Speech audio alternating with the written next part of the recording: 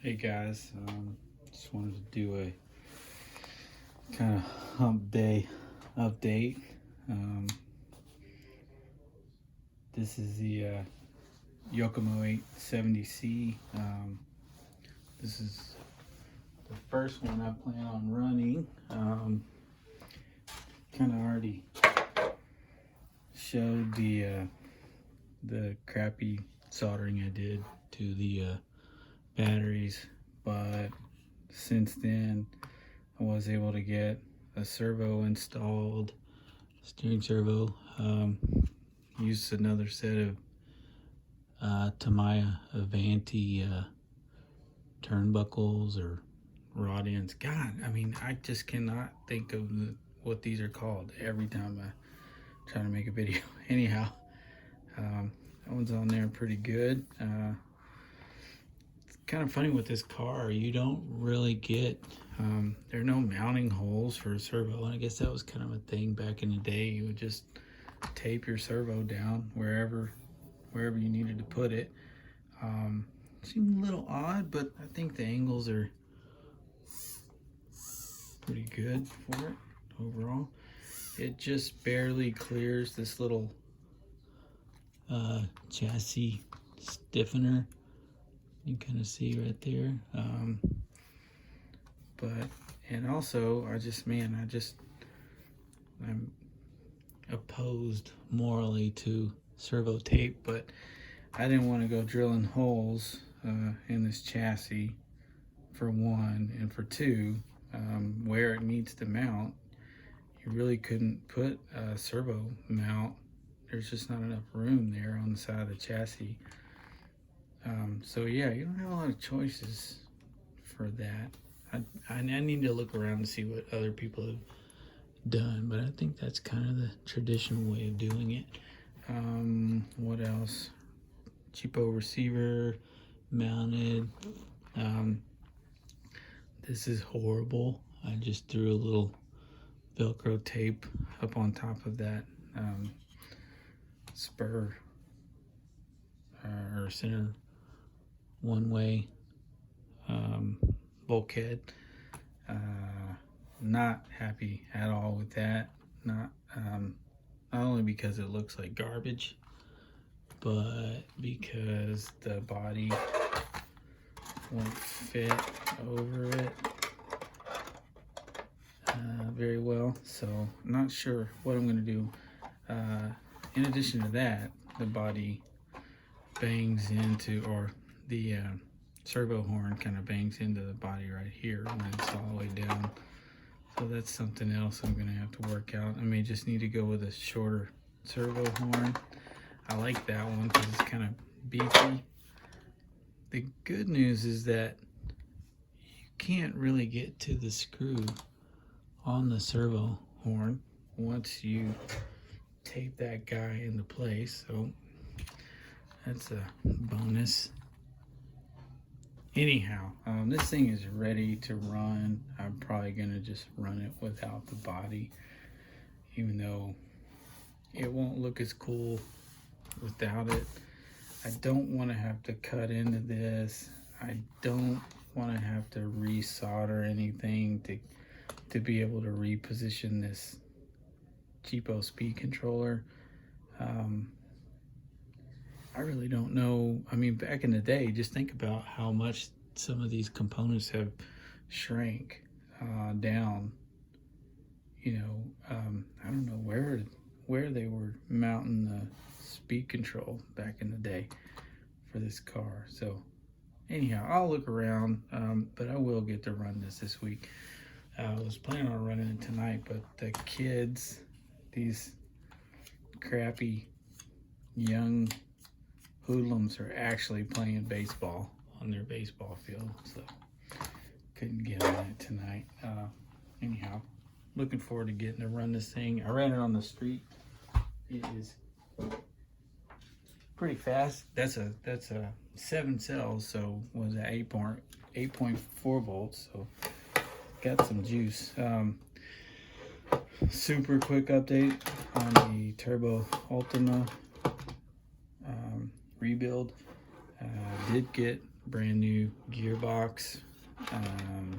It came with everything except the diff, the ball diff. I rebuilt that.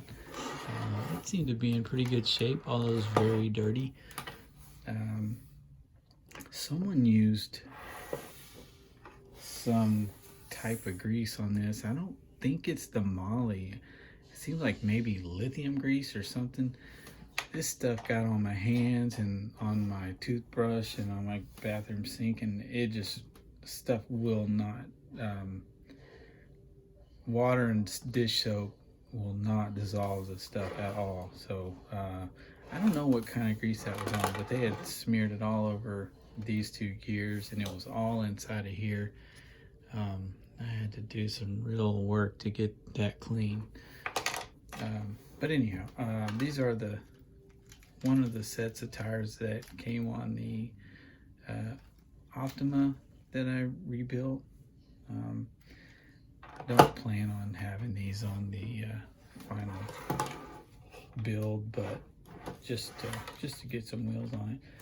Really kind of happy with how this has turned out. Everything's cleaned up pretty nice. I mean, it's scratched and scuffed here and there, but it's pretty solid. I did get a set of carbon fiber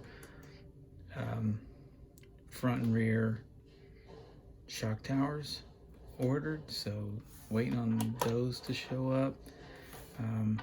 Yeah, I just need to maybe order some of the flanged bearings for the front wheels, and maybe a wheel and tire set, and this thing will be ready to go. I don't know if I'm gonna actually run the car.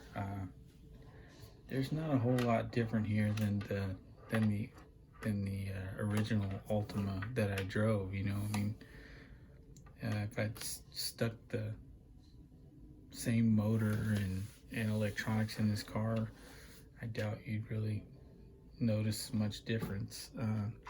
Now granted, these are much better shocks, obviously, but I'm not going to be jumping it or anything, so I don't know. We'll see.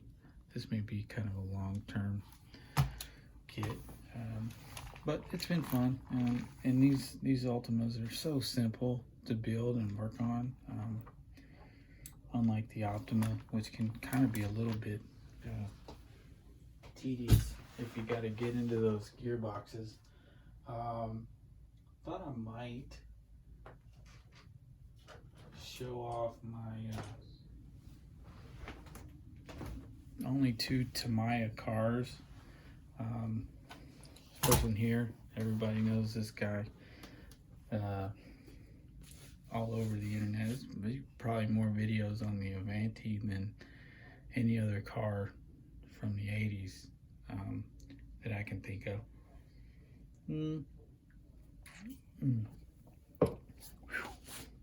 That's a sour.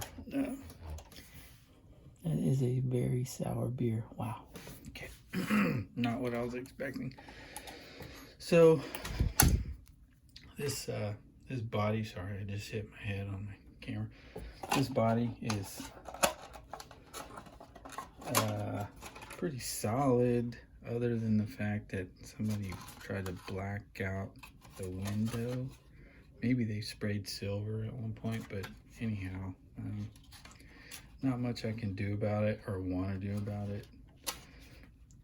Other than the ugly body, the car is mechanically sound. When I got this thing, the previous owner, well, okay, this car sat like this. It was a good inch and a half taller, and the previous owner had flipped. So this arm, rear, I don't know if you call it a trailing arm, was over here, and this one was over here, and which moves the spring, I guess, perch, or the shock perch, to the top side, which gives you, it's kind of like a spring over conversion for an old Jeep or something. It lifted the whole thing by a lot. So these were all lengthened. There was a very high angle on the rear drive shafts, and on top of that, there was something odd going on up front as well. So it was also kind of had a really extreme angle. I can't remember how they did it, but yeah, it was strange. I don't know if there was a different little shock mount up here or what, but I put everything back to how it was originally intended to be, and I had to replace the front gearbox moldings. These two screws were stripped out like completely. I even tried some longer screws, but they just wouldn't bite. So I had to replace that. Found some originals online. Yeah, other than that, I am missing these little aluminum washers or spacers, and the original O-rings. I don't know if you'd call those grommets or whatever, but yeah, they're missing. I'm missing these little plastic tie rods that go between the shocks, front and rear.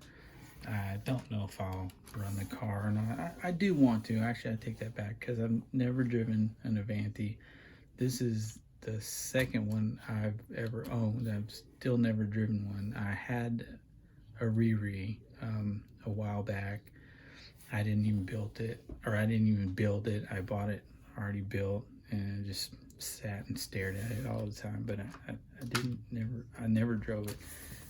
So maybe we will drive this one. But again, everyone's seen these. Everybody knows that they don't probably drive as good as they look. But I would like to be able to say I finally got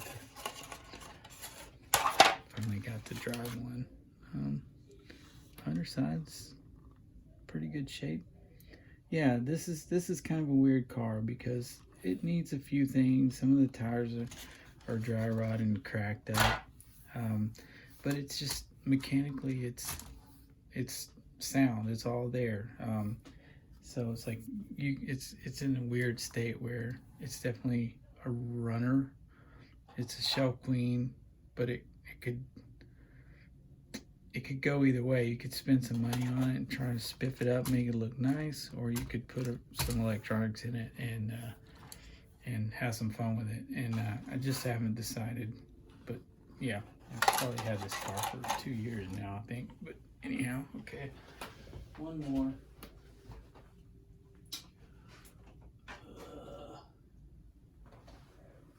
This one, I guess, might be interesting to some of you guys because I guess Tamiya decided to,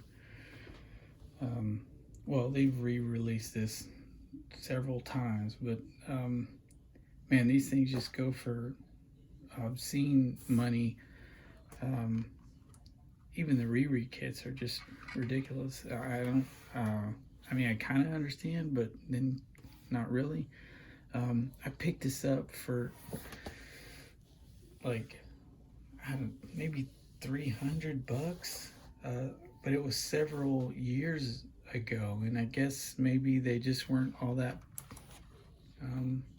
popular again at the time.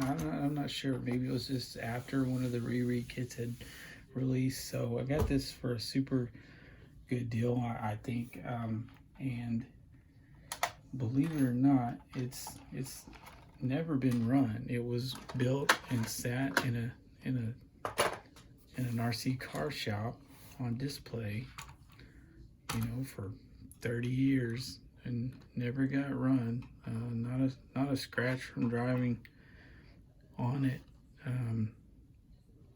It came to me all put together, and some of the screws were loose. Of course, I guess they never intended on running it, so you didn't need to tighten anything down. Fortunately, all the titanium screws were where they should be.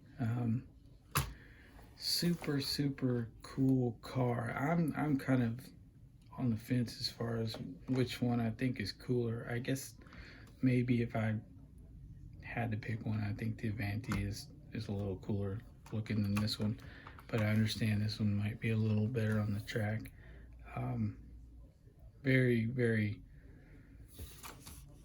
high level of engineering, you know, went into these cars. Whether they're good on the track or not, that's not my concern. It's just I really appreciate the design of this,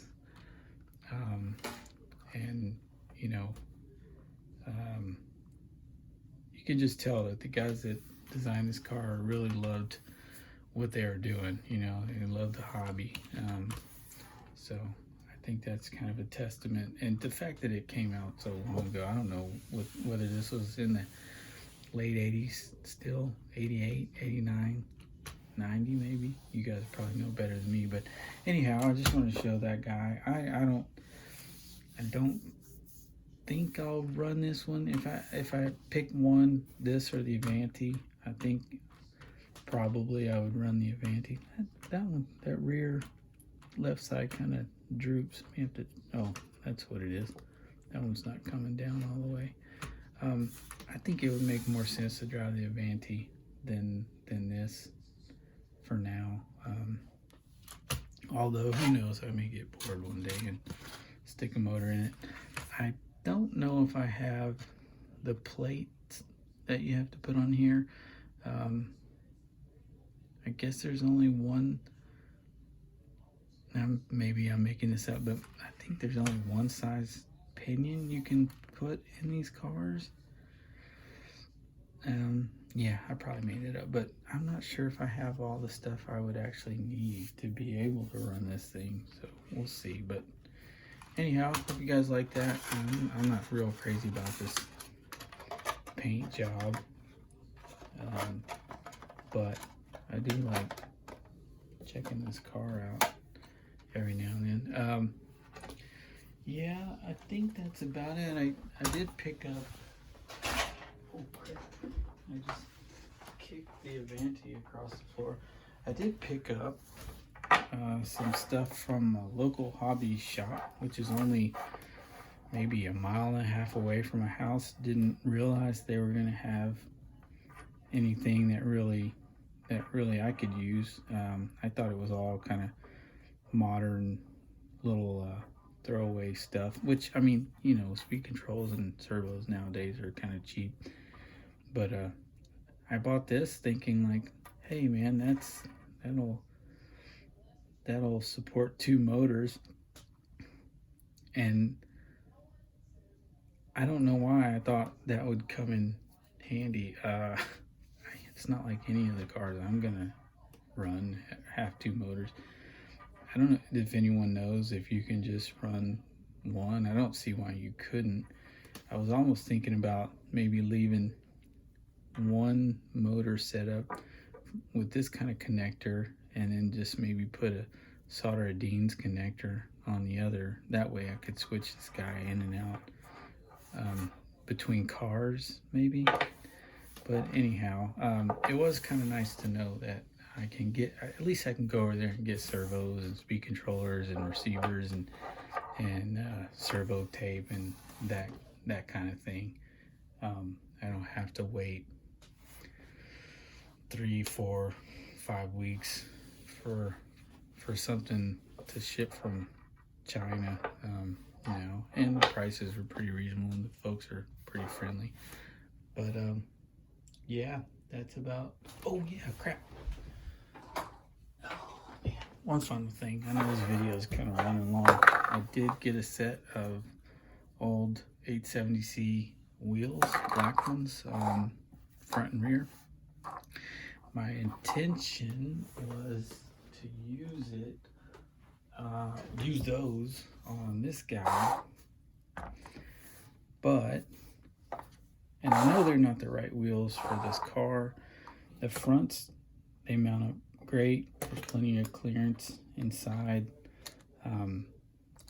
These will work fine for up front. I'll just, you know, the YZ10 versus 870C, at the very least, you know, I think all the YZ10s have 4 holes in this hub versus 2, so I'm pretty sure I can just drill 2 more holes in each one of those, and that'll be fine. I was planning on doing the same in the rear. However, with this hub, this offset hub, I don't get near enough clearance. The wheel is too far in, and so probably can't see it with this light. Yeah, you definitely can't, but there's some little fins inside of here. Wow, you really can't see it. Maybe sort of. Anyhow, those will hit on the lower suspension arm pin and up top as well when it's all the way in. So I think there's a guy on eBay selling a kind of a lightened hub set for this car. I may try those. They look like the offset is further out. I still don't know if there will be enough clearance, but yeah, I do want to run this car at some point. And again, the old wheel set, at least in the front, this guy was cracked real bad, so that's what I was trying to do there. But I guess I could stick with the original rears. But yeah, okay, I think that's all the updates I have. I should put out the running video for the 870C at some point this week. And you guys let me know if you got any questions or suggestions or want to see anything else. And till then, have a good week. Happy hump day. Take care, guys.